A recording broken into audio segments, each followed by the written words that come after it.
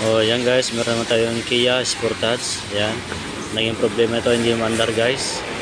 Yan, so di pinakita sa inyo guys kasi pinakita ko na yung starter. Kaya pang mabilisan ito lang guys.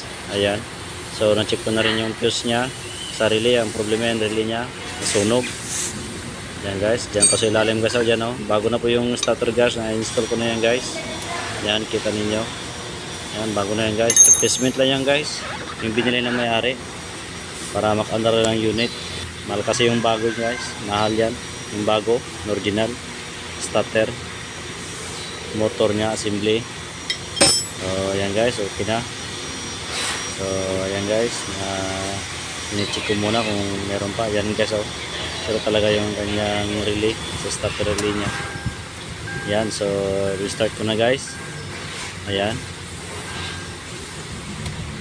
so ayan guys, start na. Ayan, mandar na yun sa wakas guys. Ayan, so okay na mandar nya guys. Ayan, mandar na to guys ating unit na Sportage. Ayan, tuwang-tuwa itong mayari nito. Sa wakas mandar na rin. Matagal na hindi rin ito naka-andar guys. Ayan, okay na guys. So maraming pong salamat sa manonood sa aking YouTube channel, Marjo Sales na po. Ayan, bye bye.